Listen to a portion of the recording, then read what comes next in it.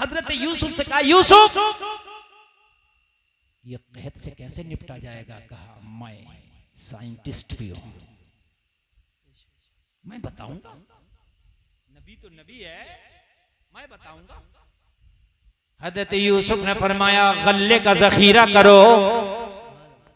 गल्ले का क्या करो? हाँ, तभी तो काम आएगा उस वक्त में जब कहत पड़ जाएगा। तो कहा ठीक है, गोदाम बनाओ, बड़े बड़े गोदाम बनाना शुरू किए। बहुत ऊंचे लंबे चौड़े गोदाम बनाए। हजरत यूसुफ ने फरमाया, जो गल्ला आप स्टोर करेंगे उसको, गल्ले को बाली से निकालेंगे नहीं, बाली के साथ स्टोर करेंगे। वाह सुभान अल्लाह। आप काश्तकार लोग हैं, जरा समझना इस डेफिनेशन को।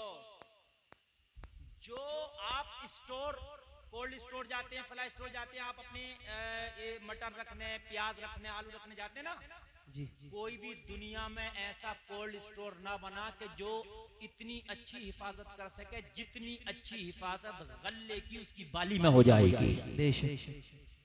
बाली में आप गल्ला रख दीजिए, बाली के साथ आपका गल्ला खराब नहीं हो सकता, जितने चाहो दिनों में रख दो आप उसको, ना घुन लगेगा, ना गलेगा, ना सड़ेगा। हजरत यूसुफ ने फरमाया, बाली के साथ गल्ला स्टोर करो। बाली के साथ स्टोर किया गया। और जब कहत आया ना, तो हजरत यूसुफ कहते थे, जितनी जरूरत हो बाली से निकाले जाओ, गल्ला तुम खाए जाओ, भूसा जानवरों को खिलाए जाओ। सुभान अल्लाह, सुभान अल्लाह। और जो हजरत यूसुफ के मुखालिफ थे, उन्हें पता चल गया कि कहत आने वाला हजरत यूसुफ जो है स्टोर करा रहे हैं, उन्होंने भी स्टोर किया गल्ला, मगर उन्होंने बिना बाली के किया, क्योंकि साइंसदान नहीं थे ना वो, ये साइंटिस्ट थे।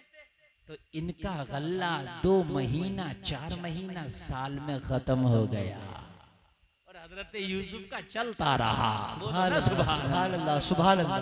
क्योंकि इन्होंने बाली के साथ किया था स्टोर, तो बाली में जो खराब नहीं होता गल्ला, ये अल्लाह ने बाली को बेहतरीन कोल्ड स्टोर बनाया है, इसके अंदर गल्ले का कलर भी खराब नहीं होगा।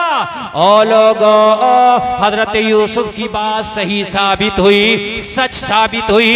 हजरत यूसुफ का जब ये कमाल देखा तो मिस्र का बादशाह बोला, अरे जिसके इल्म का ये आलम है कि 7 साल का कहत अपनी एक हिकमत से बचा ले जाए, अगर इस तख्त का कोई सच्चा जानशीन है तो वो यूसुफ है।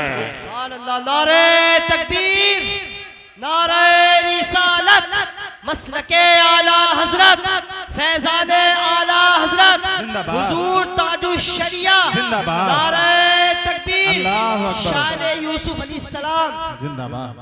हजरत यूसुफ को तख्त दे दिया, जबकि रिश्ते में कुछ नहीं लगता था, ये ना कोई खानदान का मामला था, ना कोई नस्ल का मामला था, मगर जब अल्लाह अता करने पे आ जाए तो कौन छीने।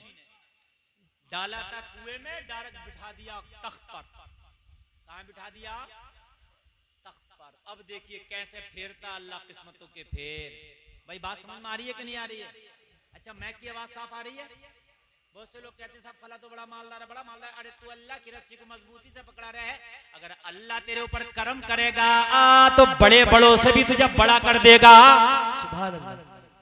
उसकी रस्सी को पकड़ लो, बड़े बड़े अच्छों से तुझे अल्लाह ऊंचा कर देगा। रस्सी को तो मगर पकड़ ले, रस्सी पकड़ी नहीं है, मरा वैसे। क्या ऐसा है वैसा? बात बताओ, रस्सी तो पकड़ना। अल्लाह ने हजरत यूसुफ को तख्त पर बिठाया। अब ये कहत मालूम है कहां तक पहुंच गया? किनान तक भी पहुंच गया, जहां हजरत यूसुफ के भाई रहते थे, वहां तक कहत पहुंच गया। एक एक दाने को लोग तरसे, एक एक लुकमे को लोग तरसे, लेकिन हजरत यूसुफ के यहाँ पर गोदाम के गोदाम खुले थे और बांटा जा रहा था। ये बात किनान तक पहुंच गई कि मिस्र का जो बादशाह है वो गल्ले के गोदाम खोल रखे हैं, वो कहज़दा लोगों को भूखा नहीं मरने दे रहा, सबको दे रहा वो। तो हजरत यूसुफ के सारे भाइयों ने हजरत याकूब से इजाजत ली कि हम बादशाह के पास जाके हम भी कुछ गल्ला ले आए ताकि हमारी भी भूख दूर हो जाए। सुभान अल्लाह। मियाँ इसको कहते हैं अल्लाह के जो है करम, और इसे कहते हैं उसका फजल। क्या जमाना है कभी यूं भी सजा देता है, मेरा दुश्मन मुझे जीने की दुआ देता है। अभी ने ये पता नहीं था कि हमारे भाई हैं वो जो बादशाह हैं, वो तो ये सोच रहे थे भाई को तो हमने कुएं में डाल दिया, उनका तो किस्सा वहीं तमाम हो गया। और हजरत यूसुफ से जाके कह दिया कि भेड़िया खा गया, और उनका कुर्ता हजरत यूसुफ का एक बकरी का बच्चा काट के और उसके खून में सान के दे दिया कि ये देखो उनके खून का सना हुआ कुर्ता है, उनके खून का सना हुआ। कुछ 24 नंबर इस पर भी सवाल करते हैं। ये कहते हैं हजरत याकूब को जब इल्म था तो उन्होंने बताया क्यों नहीं मेरा यूसुफ जिंदा है, उसको कुर्ते को देख कर रोते क्यों रहे इतने साल तक। तो इन छुटभइयों से पूछो कि अगर वो पहले ही बता देते कि मेरा बेटा यूसुफ फला जगह जिंदा है तो हजरत यूसुफ को बुला लिया जाता, तो क्या मिस्र के तख्त पे तुम्हारे अब्बा जी बैठते? बात बताइए, मिस्र के तख्त पे भी तो बैठना था भाई, वहां कौन बैठता? अरे बात है कि नहीं है? फिर तो मैं बहुत से सवाल खड़ा कर दूंगा। हजरत आदम ने गंदुम क्यों खाया? नबी थे, उन्हें पता था कि गंदुम के करीब जाने से जन्नत से निकाला जाएगा। तो हजरत आदम अगर जन्नत में गंदुम के करीब ना जाते तो हम दुनिया में कैसे आते? हर काम में हिकमत होती है मेरे भाई। मिस्र के तख्त पर बैठना था, हजरत याकूब खामोश रहे, इसलिए खामोश रहे। अब वो भी सुन लीजिए।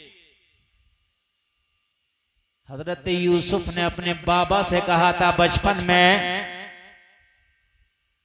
अहदा आशरा कौकबन वश्शम्स वल कमरा राइतुहुम ली साजिदीन। ए बाप याकूब, मैंने ख्वाब देखा है, मुझे 11 सितारे चांद और सूरज सजदा कर रहे हैं। तो हजरत याकूब समझ गए थे कि मेरे यूसुफ को एक दिन तख्त मिलेगा और ये सारे के सारे भाई मेरे यूसुफ की ताजीम करेंगे। सुभान अल्लाह, सुभान अल्लाह। तो वो ख्वाब भी तो सच होना था, जो ख्वाब पहले देख चुके थे आप बचपन में, वो ख्वाब भी तो सच होना था। हजरत याकूब को पहले ही पता था। आपने कहा था ला तक़्सुस रुय्याका अला इख्वतिक, अपने ख्वाब का अपने भाइयों से तज़किरा ना करना, हसद का शिकार हो जाते हैं। हजरत याकूब ने क्या कहा? इस ख्वाब का अपने भाइयों से तज़किरा ना करना, ख्वाब बहुत अच्छा है। और मैं आपको भी बता रहा हूं, अगर आपको ख्वाब दिखा कराना तो आप भी जिक्र ना किया करो। अगर बुरा ख्वाब दिखे तब तो बिल्कुल जिक्र ना किया करो। अगर कोई बुरा ख्वाब, किसी को डरावना ख्वाब, गंदा ख्वाब नजर आए ना, तो उठने के बाद में आप इस्तिग़फ़ार किया करो।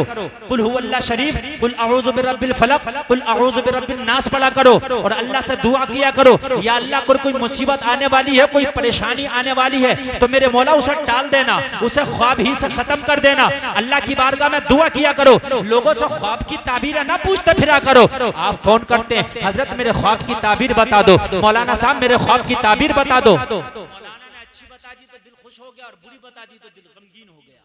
तो इसलिए ख्वाबों की ताबीर ना पूछा करो, हर ख्वाब सच्चा भी नहीं होता है। अल्लाह से दुआ किया करो। अगर आपको लगता है कि ख्वाब गलत नजर आया, दुआ करो या अल्लाह इस गलत को तू टाल दे। और अच्छा नजर आया तो दुआ किया करो, या अल्लाह मेरे हक में बेहतर है तो मुझे ये अच्छाई नवाज दे। दुआ किया करो।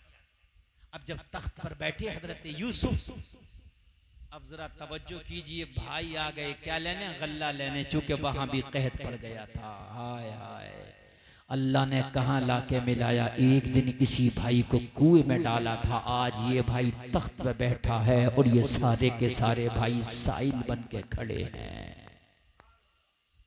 साइल बन के खड़े हैं।